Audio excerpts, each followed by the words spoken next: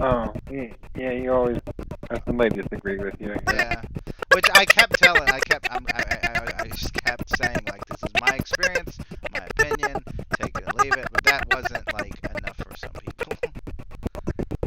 All right, we are live, so I am going to quickly jump on YouTube so I can make sure that we actually are live.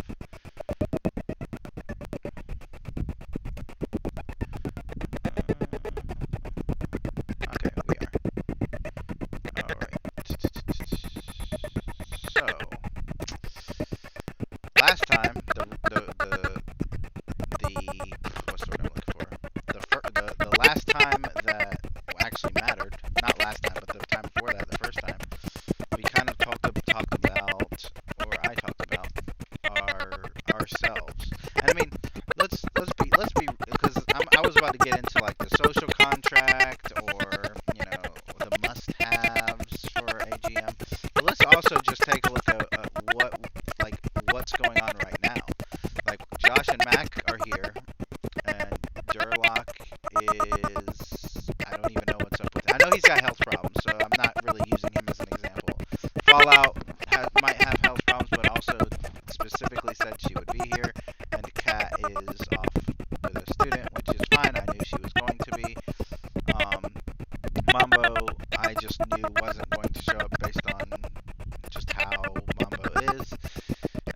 But all these things in and of themselves is perfectly fine, but it also shows you the people that are actually prioritizing it somewhat. Like I said before, being a GM is a big, big responsibility, and based on if you're like Mambo and it's not a big responsibility, your game is going to show that. Now, again, Mambo has his own way of GMing, which I am completely that's his way of doing it. That's fine. It's just not my style of GMing. It's not my style of playing either. I told him that too. I said I don't want to play in your game, and that's kind of like 20 to 30% the reason. The bigger reason being, that I, am busy all the time, but also just because his style is not necessarily something I enjoy. And a lot of people looking at our games, the VA or the Excelsior and then the Phoenix, maybe you can't tell the difference between the GM styles, but other people can, and those are usually the people that either play a lot or GM a lot, because that's something that you have to pay attention to, so you don't end up with a bad GM or with a bunch of players. You gotta look out for them red flags. So, since we are, I was going to start with the social contract, but since there's so many people not here, I'm going to start with the must-haves. So, what you must have to GM are things that you have to have preferably before you start, but you can also accumulate as you're getting into it, the first few, episodes or sessions. Stuff like confidence, you're only going to get that by doing it, so don't expect, but you still have to have the confidence to start, and that's the thing. That's, the must-have as far as confidence is that little bit that actually get you to start, because I can tell you, me being an introvert, I did not want to start, and it wasn't that, I was just, terrified of, I was being an introvert and also a people pleaser to an extent. I was terrified of failing people, and I was terrified of not living up to any kind of standards. I knew that story-wise, I was good. I had the story down pat. I could tell a story, that's no problem. But as far as the actual, talking to 5 to 7 players and mediating between them and all that, that was the, actually GMing, that was the part that I was just I don't know if I can do it. But, after my first episode and seeing how horrible that was, because it did not go well at all, I can't say that. It went well for what it was. I didn't notice the red flags, having 4 Bajoran Maquis resistance fighters as Starfleet officers. I didn't see those as red flags at the time. Now I know that, if you have 4 players, they all know each other, and they're also murder hobos, probably don't put them in charge of a starship. Just saying. But that's why this is here, so I can tell you, hey, you don't have to actually, learn this stuff through experience. You could just listen to me. So like I would never put, you know, so if, 9 times out of 10, if someone that just wants to play security or command, you know, I try to keep those people separated to an extent. You know, like, you know, I try to tell them, hey, why don't you play a medical officer? Why don't you play a science officer or an engineer, and then give someone else the chance to play commander security. Because even though, you know, someone might like playing that, and that's fine, and they might even like doing it all the time, and to an extent, that's fine. But if it comes to the point where it's affecting everyone else's fun, then it's something that needs to be looked into. So if you've got those kind of players, yeah, that's gonna be your big red flag. Patience, like I said before, that's something that you could learn by doing, just like with confidence, but it's a lot harder, I think, because I mean, like right now, I'm confident in talking to you two. You know, I've as far as people on the server, you two are the most some of the most reliable, and also, you know, you don't drive me crazy, so I can sit here and confidently talk to you. You know, if Mambo jumped into the chat, or even to a certain extent Cat, you know, then I might have a bit less patience, just because they rub me different ways. You know, I think Durlock even said, you know, that Mambo and him just don't get along, and you know, so like some people they might play together, but they just don't get along, and sometimes that works out. Sometimes it's fine. Like in the, you know, Victoria Alexandria Task Force Mirage game, you know, Durlock and Mambo and me and the rest of us can play, and it usually works out fine. I mean, Durlock has his moments and Mambo has his moments, but usually I mitigate any kind of outbursts as much as I can. But still, you gotta have patience, and that's a lot harder to, especially, you know, each player is different, and you know, my patience for Durlock is a lot more than my patience for, say, Mambo, because Durlock has, self-admittedly, he has admitted, you know, more emotional issues and perhaps mental issues. So I am more patient with him, and you know, and now in game it's different. You know, you treat everyone equally in game, but as far as out of character and out of game issues, I'm way more patient with people that I know are struggling with certain things. And of course, that comes with communication. If they don't tell you, then how, you know, you can't know. But the other thing is some sort of social ability or diplomacy. I am not a social person, as you know, most of you know, hopefully. But I am able to, and this didn't obviously start out this way. I was getting run over by players that just wanted to do what they wanted to do, but over time I've learned that I have to put my foot down, and I can do it in a nice way. I mean, even with, you know, the issue that happened with a certain Borgcation Section 31 Power Gamer, you know, I did it I even was like, hey man, just get rid of the Borg implants and you're good, and he didn't want to do that, so he left. So, you know, you've got to have the ability to be social a little bit, and this is obviously, I mean, if we're just looking at the difference between social, you know, between me and Mambo, he's way more social than I am. I don't know what his patience level is at, probably more than me as well. I know his confidence is probably way more than me, but like just looking at the two GMs in that way, you can see that he is more, even though I try to kind of give people, instead of saying no, I try to say, no, but, if, you know, you can't do that, but we could do this instead. Even though I try to do that, he just has a more social air about him. And maybe that doesn't mean anything. Maybe he's, you know, maybe, and again, it also depends on the players. You know, some players might prefer him and his way of dealing with people and players and his social diplomacy, and other players might prefer how I deal with it. I don't know. But just looking at the two of us, it seems like he is more confident, patient, and social. And that's fine by me because I'm an introvert. I don't want to be any of those things.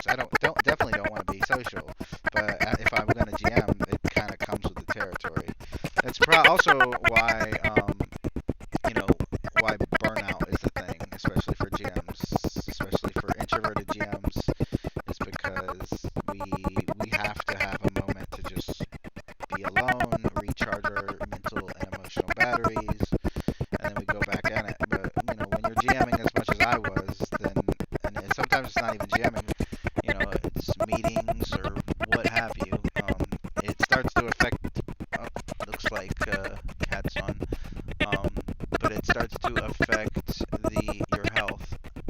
Kat, I am just gonna invite you to speak because they've been really quiet, so I don't feel any reason to make it all of you guys just kind of hang out in the audience. Now, if Mambo I'm at gets the on, park, so oh, I'm like not totally here because that's I'm okay. watching my Understand. 7-year-old second grader, but Yeah, it's understandable. So yeah, we were just talking about the must-haves, and like I say a million times, these are the must-haves that I have kind of come up with for me. The number one being confidence, which comes as you're doing what you're doing. Number two being patience, which can develop over time, but it's a lot easier if you have it already. Social ability, which is something that I just always am terrible at, but it's whatever. I'm an introvert. Everyone knows that, and I would rather just beam my thoughts into everyone's heads and have them know what I want rather than have to say it. But that's not how GMing works. And then so that's all we pretty much discussed so far. The other thing, which is not a must-have, um, but it's and I only say it's not a must-have because I've seen people do it. They're not good at it, but I've seen it. People do it. Is improvisation and creativity. I put them together. They're not necessarily supposed to be together because they're kind of improvisation is a form of creativity, but it's definitely also could be said to be a form of just social ability or confidence or anything. Um, but improvisation, number one, because players are always. If you ever make a plan, number one, the first time someone makes a major decision in your game, it's gonna you just throw the plan out the window. Not really, because you still have to have it in front of you. But like, just be ready for your plan to not mean anything or matter. That's not necessarily a bad thing, because like I say all the time, I enjoy trying to rewrite the future of the game based on what the player characters do. But you still have to be able to improvise in that moment. Creativity, of course, being that you've got to be able to create things. Now, the problem with some GMs, which I know is going to be controversial, is that they're not creative, and so they just do what's in the modules. Now, that's fine if you want to do that. I'm of the mind that I would never GM a module because I'm a writer. I don't have any inclination or anything to GM something that somebody else has written, because I like creating things and I am creative. And even if I did do that, I would end up just changing things in it anyway. So now, if you want to just GM from a module, that's fine. Mambo probably does that. I don't know, but that's just not my style. And I've even played in games where I knew that the GM was doing it from a module. And for me, not necessarily anyone else, but for me, it was almost torture because I was basically like, you can see where the railroading starts happening, when the GM isn't, and that's where the improvisation comes. It's because, when someone does something and you try to like twist it into back to where it's supposed to go, which is fine long term, but as far as like in that moment, it's not a great idea. So for example, if somebody says roll diplomacy and you roll diplomacy and you succeed, and then your success is basically the same as if you had failed, that would be an example of railroading in a very bad way. And basically, modules, and it also depends on the game. So Star Trek Adventures assumes that you're going to be creative and change things anyway, which is great. But I know there's some like D&D that just flat out says this has to happen, very railroady. And so whenever someone is railroading a GM who isn't creative enough to improvise and come off the top of his head, oh, this should happen, it sucks the fun out for me. I don't know about y'all, but it sucks the fun out for me, and that's part of the reason why I left the Phoenix. So basically, if you're creative, if you can improvise, that's a great combination. If you're not very creative, because we do have some GMs that are me like, no, I'm not, creative. I just like GMing, and that's also fine. It's, different, just a different style. But basically, it's your players are gonna figure out eventually what kind of GM you are anyway. So what I like to do as a GM is straight out tell all the players, like, hey, I have these house rules, I have this homebrew, I'm a writer, this, that, and the other, just so they know where I'm coming from. I might even say, I'm never gonna do a module as long as I live, which I still haven't, but it's all. But like I said before, if you're the type of GM who's just like, I don't feel like writing, I don't feel like building, this world, I just want to do modules, that is fine. I'm not saying you can't do that. But as far as me and my universe, there's very little room for that kind of thing. So if you do want to GM in my universe, there has to be a big long discussion outside of all of this about which modules can be tailored to, and we have done that, but we do have to discuss that. Like, okay, this just won't work because of X, Y, and Z, but we can take the elements from this module and put it in, and that's fine. Like, that's been done before, but I am very much anti-module. I actually was in the middle of designing an RPG that had no modules, and basically just it was up to the GM to design everything. And I know how difficult that will be because I'm having trouble now just with Star Trek Adventures, but that's the kind of thing that I like. I enjoy because I enjoy creating worlds and characters. I automatically assume that every other GM does, which is not necessarily the case. And there's as many GMs are in the world, that's how many types of GMs there are. Because, and you can say that about anything really, but I've never met two GMs that were exactly alike. And I met a lot of GMs that were similar in certain ways, but then drastically different in other ways. But that's the thing. It's like if you're gonna GM on this server, we have to come to some sort of collaboration because I need to know what kind of GM you are. I have never seen Cat GM. I have never seen Mac GM. I have never seen Josh GM. I've seen Durlock GM once. I've seen Mambo GM plenty of times. So I know what kind of GM he is, but I don't really necessarily know what kind of GMs you guys are. So I don't know what I can trust you guys with as far as the story and the lore and the characters and just everything. Now, if you want to do like what Mambo does and create his own universe, that's up to you. I'm not going to put, me as a server admin, I'm not going to put a whole lot of effort or energy or creativity into that because that's just not where I am. I'm not helping, like I told Mambo I would help him find players, but I'm not going to help him with the story because that's just, I'm just not interested in it. It's not a part of the overall universe that I'm trying to create. And that might change, obviously, but we're just two very different kinds of GMs. I honestly don't know what his motivation is for GMing. I have a lot of, like, what's the word I'm looking for? I have a lot of ideas about what it might be, but I just honestly don't know, and I've never cared to ask him because there's never been a reason to.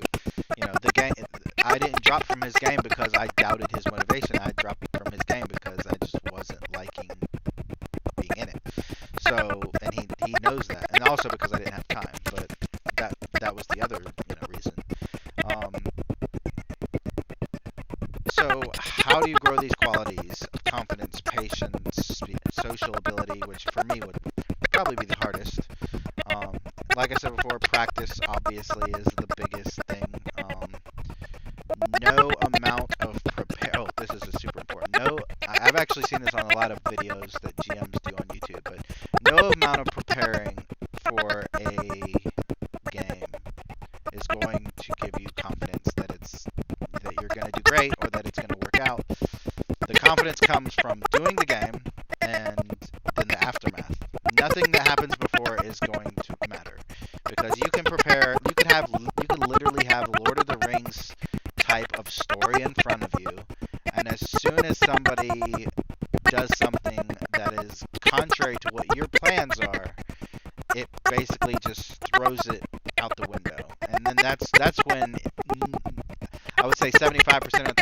when confidence really takes a hit, because you have all this planning done.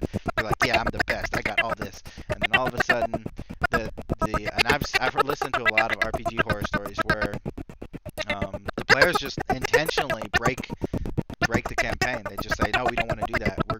I see the plot hook you're sending us. We're going the other way.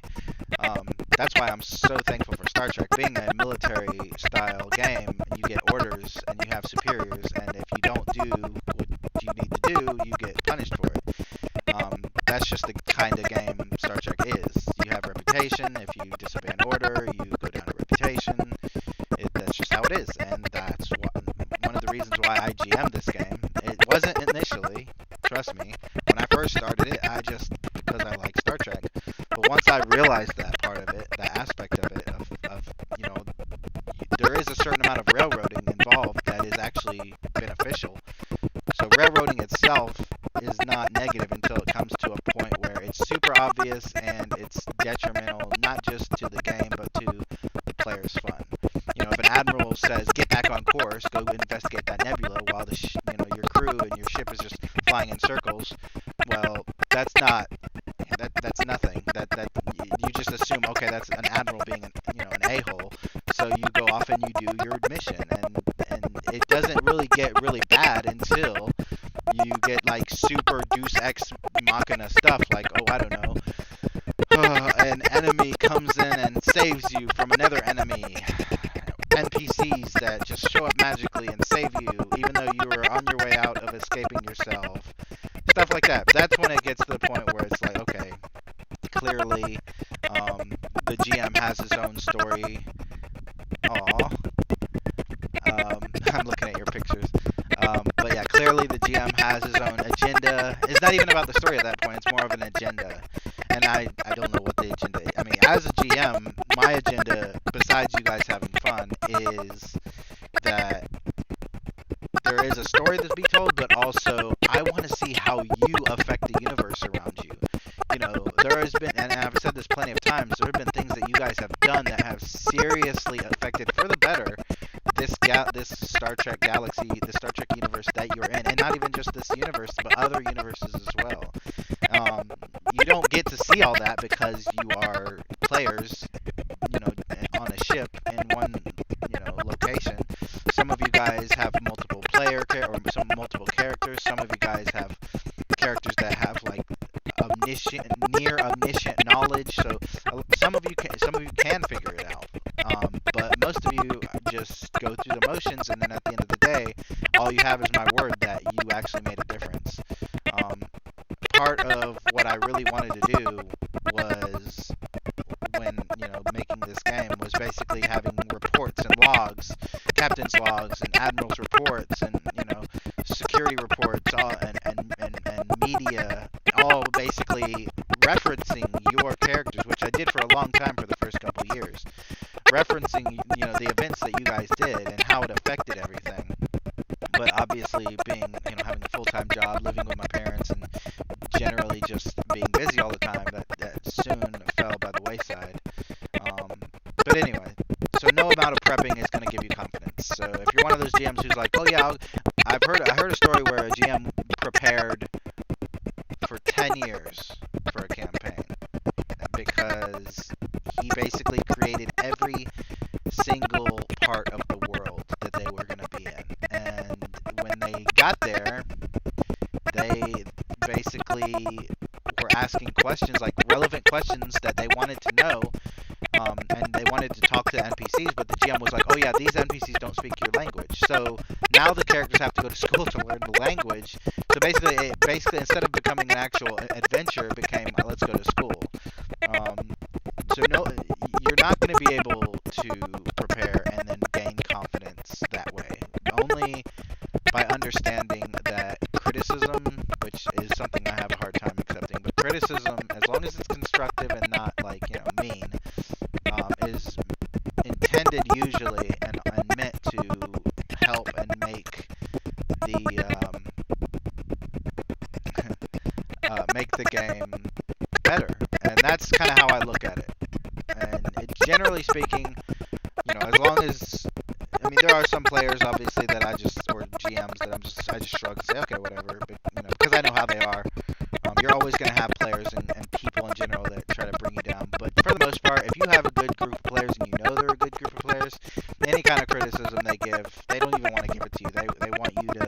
They want you to to tell you that everything was perfect, but they give you the advice because they feel like you need it, and they feel like it will make the game better for them and for you as a GM.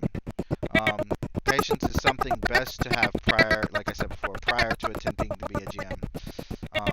But if you don't develop it to an extent, by 3 to 5 sessions, your game won't last long. So why won't campaigns last long without GMs having patience? Because let's say you have the best players ever, but you don't have patience, and your players can pick up on that. Well, yeah, they're at the very least they're going to start disappearing on you because they're going to ask questions, and you have to have the patience to answer their questions, and not get upset with them when they do something stupid, things like that. The way I used to do it was I used to put myself in situations that require patience intentionally, so that I could force myself, because I don't have road rage, at least not anymore. But I was one of those people that why'd you pull out in front of me and then slow down? I'm gonna pass you, obviously. So I would have to force myself to be like, okay, nope, you're not gonna pass them. Go, yep, they're driving 10 miles under the speed limit. That's okay. Just also do that. There's nobody around. You could easily pass them, but that's okay. And I would force myself to do that. And after a while of doing that, along 3 years of doing that, I still have issues with traffic, but not nearly as bad as it used to be. And I actually need to go back to doing that.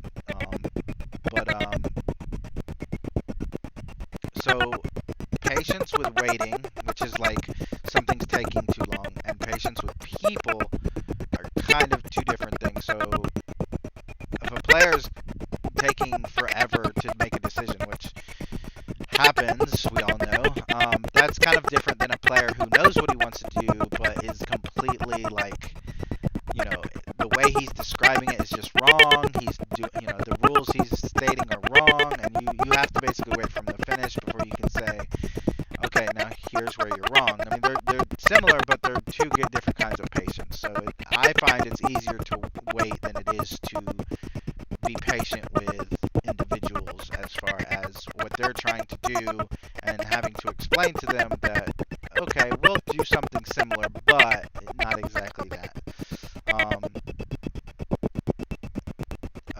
So I have written here, try to see things from other people's point of view. But that only goes to an extent, because some people's point of view is so skewed by what they want. I mean, if someone's only ever seen anime and they come into D&D or Star Trek Adventures thinking that it's going to be like an anime, then there's no amount of trying to see it from their point of view is going to help. You know what they want. You know that they want, crazy anime combat and stuff like that. But at that point, then you just have to make a decision, is this really a player that you need in your game? I was at the point when I first started that I would take anybody. I didn't care if they even knew what Star Trek, they were making Star Wars references, and I was just like, I'll take anybody, because I felt like more is better. If you have players, that tells you you're a good GM. I was quickly proved wrong by all that, but understanding and compassion, I also had to learn through all of that patience, which is one of the reasons why I did not want to get rid of that certain Cation Borg Section 31 guy, because I could sort of see it from his point of view. Now, I have recently learned that from one of our players, I've recently learned that he actually confessed to them something that I didn't know at the time, which is that he was cheating intentionally to see if I would notice, and he does that with every GM. So that's different. You don't have to see it from his point of view at that point anymore. But that's just a bad player, and to an extent, when I say bad, I don't mean he's terrible or anything like that. I just mean that his play style and our play style, and my GMing style, they don't mesh. Because I'm a very, honor system kind of person. I'm like, make your character do this, and then you send me this character sheet, I look at it, and I go back to about my business. I don't assume that someone is going to go back and change things and just add random talents and focuses that, and change things every other game, because I assume that there's no point to that in a game like this. That doesn't really benefit the story, it doesn't really benefit the character, the player, the GM, it doesn't benefit anyone. So that's what I mean when I say a bad player. Somebody that's just, it's not meshing. Our styles are just, not meshing at all. Now, if you get like 5 murder hobos and they all want to murder hobo, and you get a GM who's all interested in murder hoboing, well, that's fine. That's their style. That's, they're not necessarily bad players. That's just what they want to do, and that's fine as long as they have the GM that's going to tolerate that. But it wasn't something I was willing to tolerate. So he left. I didn't have to kick him out, which is good. So let's see, what else? Diplomacy. One thing I have here about diplomacy, although you should treat everyone equally and consistently, maybe you should use different tones with different people. And that doesn't just mean how you talk to people, even though that's definitely something I do, but also just methods and how you go about dealing with people. Most of you know, or I think most of you know, that we have some people on the server who have self-proclaimed emotional issues, and I have been speaking with them over and over again for the last several months about it. And so whenever they do or say something that may be out of line or out of character, I take that into consideration. I don't just immediately punish them and say, for it, or I ask them, are you okay?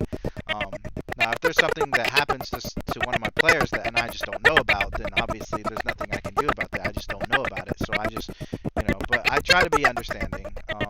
But I also try to make sure that if there is a character, or a player, I should say, who is acting in a way that there's no excuse, for example, cheating, I am very firm with them, and I say, you can't do that. Here, try this. And if they just consistently tell me no, they're going to do it their way, then at that point, even though I don't like kicking people, a GM should never be afraid to kick someone whose playstyle does not mesh with the rest of the group.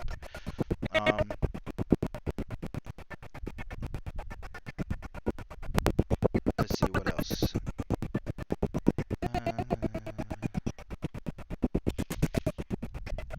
So yeah, unless you have a group that's your friends and family, don't worry about being the kind of GM who gets along with all the players. Because unless you get like super lucky, your first group of players, or even any group of players really, they're not all going to be the kind of players where you can just perfectly understand them and perfectly cater to their every need. And in my view, I kind of just let things, so for example with a cheating player, I just let them decide on their own when it's time for them to leave. But I try not to let it affect the rest of the player group. So if they're doing something that's out of line, I'll bring it up to them. And in game, I will make it very difficult for them to cheat, like I did with that one character, or one player character. But ultimately, they need to come to their own conclusion that this isn't the group for them. Now, that doesn't, like I said before, that doesn't mean you shouldn't kick people. Some people need to be kicked from the game. But there's a middle ground, obviously. Some people, there's some things that you do that you just need to be kicked from the game, There's other things, so like, let's take, for example, player versus player. I've constantly, continuously, forever said that, or at least for the last few months, that we don't do PvP here. So if a player character, does that, slaps someone in the head or something, well, sometimes they just did something without thinking. Okay, well, let's talk about it. Oh, okay, you didn't mean to? That's fine. Let's retcon that. Other times, they're just constantly trying to pick a fight, and that's the time you just gotta be like, okay, bye. Because that affects the other players. If you can GM for people that you do know very well, I mean, sometimes it takes time, like and if we can all GM for each other and we know each other very well, that's great. That's perfect. But most of the time, if you can't do that, then it's kind of like a waiting game. It's kind of because we've had to wait 3 or 4 years before we could find a good group of players that actually show up to games, or don't try to cheat and stuff like that. Because the problem with Star Trek Adventures is you can't treat it like any other RPG. And this isn't in my notes. This is just something that you really should take to heart. Don't treat Star Trek Adventures like every other RPG. It's not D&D. You can't just go out there and be like, oh, you want to play D&D? Okay, you know what that is, right? Cool. So you'll know how to play, and you will pick a cool class, and we'll have fun. Like it's not like that, because everyone already has an idea of what D&D is and how to play it. Star Trek Adventures, or any Star Trek game, really, any Star Trek RPG, is not like D&D, and there's always going to be constant comparisons to it. So you can't recruit a bunch of people assuming that they're going to be like the great players, and you'll just get rid of one if he's a bad player, because Star Trek Adventures is a very niche thing. So you have Star Trek, which already doesn't get, as compared to, like, obviously Star Trek is better than Star Wars, but Star Wars is more, people know Star Wars more. So Star Trek is already kind of niche. Then you have the tabletop RPG element, so that's even more niche. Like, not a lot of people play tabletop RPGs. Combining Star Trek Adventures, which is also new, by the way, within the last 4 or 5 years it's came out. Star Trek Adventures, the RPG, you're not going to get a whole lot of interest in that. That's just how it is. I mean, after 4 or 5 years, I only have 34, members on this server that are, keep in mind, that have chosen to stay. If all the people that joined stayed, I'd have over 100, but a lot of people left. So that's what you got to do. You have to keep getting the onesies and twosies until eventually you have a good group of people. And if you get 4 or 5 players, and all of a sudden a few months later they all decide, you know what, we're not interested, we gotta, we're gonna go. That's just how Star Trek Adventures is, because it's not D&D where, I mean, I've listened to, like I said before, a bunch of RPG horror stories where because somebody could not find a D&D game or a better D&D group, they tolerated a bad D&D group for years, even decades in some cases. That's not Star Trek Adventures. You have to come to the realization that nobody cares about this game as much as we do. Nobody is going to care about this game as much as they care about D&D. If they play D&D, like if they're playing D&D once a week, that's probably where they put most of their energy. And obviously I'm not saying that for everyone, because I know there's people on this server that play D&D. But I'm saying, just generally speaking, people that prefer D&D are just going to tolerate Star Trek Adventures. And I do also know that there are some D&D players that were on the server that have actually told me that. I'm pretty sure, I don't know if it was Mambo or not, but somebody said that they don't put any effort into Star Trek Adventures. Their bread and butter is D&D. So that's just something that you got, like, it sucks. That's like the only negative thing I can say about this game, is the player base is so low that you have to take what you can get, and then when those bad players eventually leave, or, you have to kick them out, that's okay, just keep waiting. This is a waiting game at this point. Star Trek Adventures, what, 34, 33 server, members on this server? And after 4 years, if this was D&D, there'd be like hundreds. So it's a waiting game. When you get the 4 or 5 good players, like we have, Mac, Josh, Gerlock, Kat, when we get that, then you can start branching out, which is what have been trying to do. I've been trying, now that we have a good group of people, I've been trying to find more GMs, which is kind of what this is for. I've been trying to find more players that can join, but not necessarily play right this second, because now we can actually expand, and we can actually get some of the other players that do care more about Star Wars or D&D rather than Star Trek, because we have a good player base. And new GMs are really fucking lucky, because I've done all the work for you as far as getting players. I don't mean to boast, I'm not trying to, but some of y'all know how hard I've been working at this. And, even getting getting just 30-something players, that's still, you have something to choose from now. And you have some good players to choose from too, because I don't keep bad players. I make it really hard for them, and then they quit. I don't really kick them a whole lot, but they quit.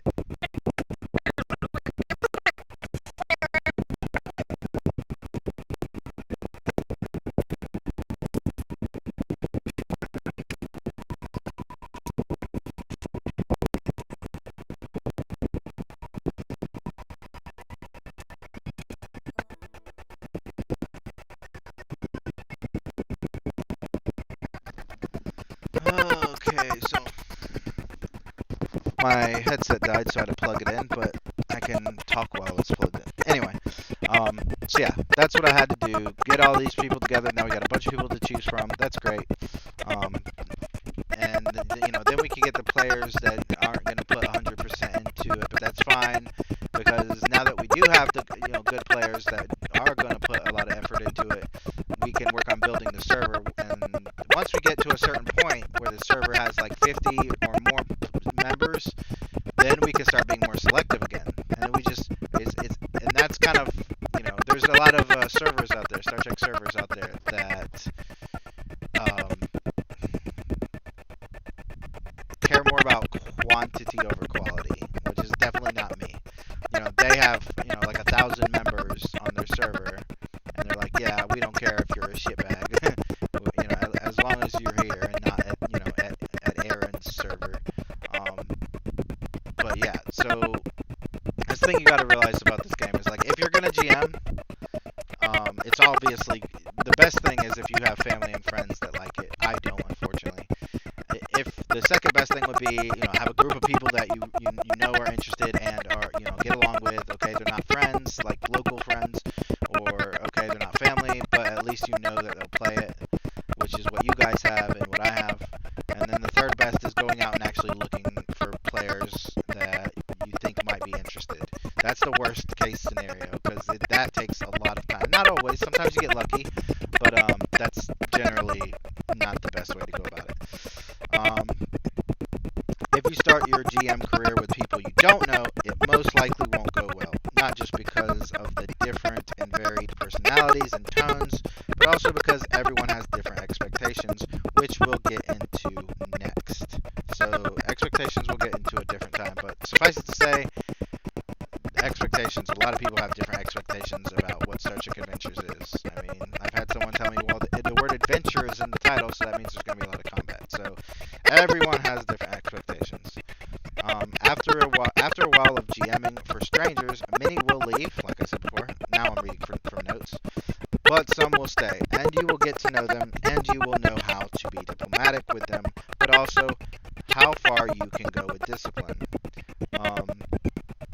So that's the other thing, is some players kind of do this thing where it's almost like emotional blackmail, like, oh, I'm going to leave the server if you give me a low reputation, or I'm going to leave this, I'm going to do this if you do that, like, or maybe they just get real emotional, or maybe they just get withdrawn, or they take things differently, like maybe they take something wrong and you didn't mean it that way, but they take it that way. Like, once you learn the threshold that players, will go to, then you can start tailoring the discipline, because, like I said before, even though I treat everyone equally as far as, like, in-game stuff, the disciplining might be a bit different, because, maybe some, like, I don't think I've ever, like, sent a rant in a private message before on this server, like a yelling rant, like exclamation points and everything, because that's just not how I am. But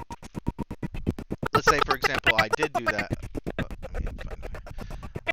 Let's say, for example, I did do that. I sent someone a private message and I was like, oh, why'd you do this? Why did you do that?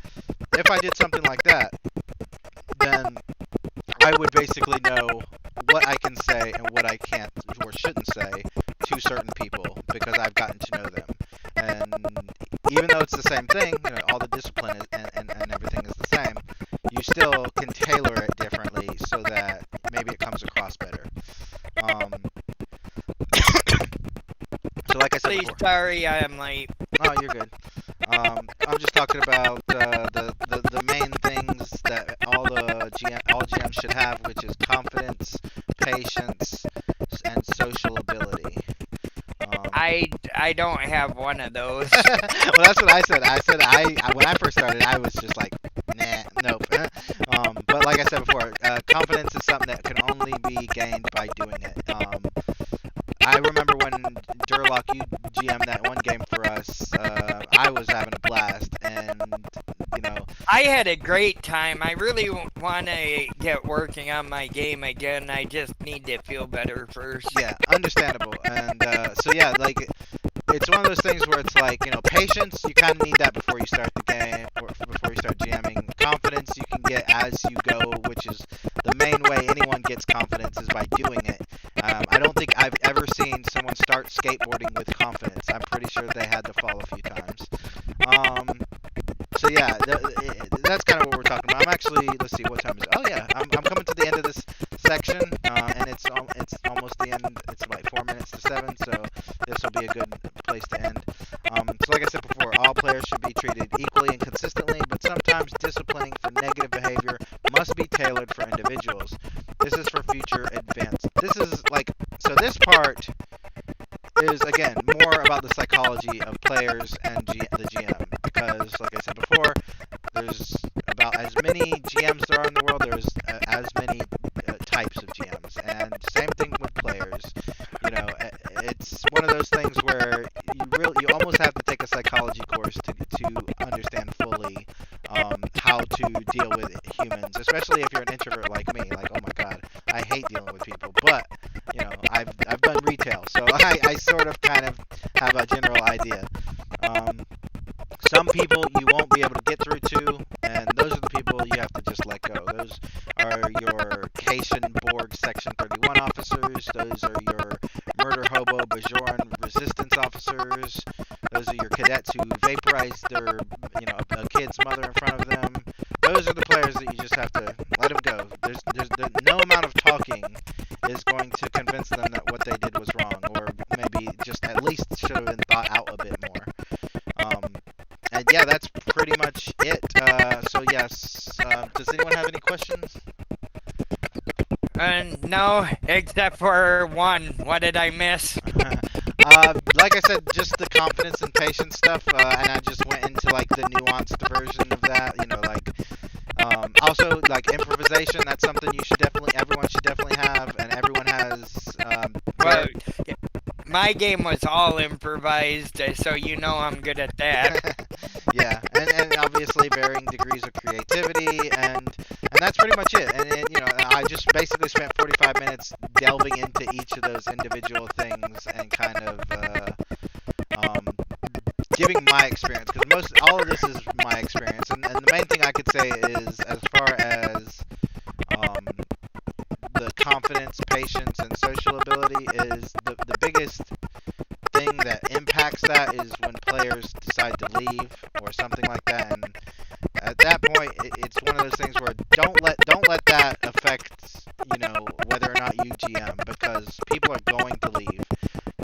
Sometimes they'll tell you that it's, you know, for various reasons, but you'll know it's because you've been having an argument with them about something in the game, and it's just let them go. And you know, it's not gonna matter, because here's the thing. Let's say it's your brother. Like my brother left. You know, my brother and sister didn't want to play my game. I mean, imagine how that hurt me. But at the end of the day, if they're not having fun, or if it's just not their style, or if it's not their type of game, there's nothing you can really do about that. And that's pretty much it.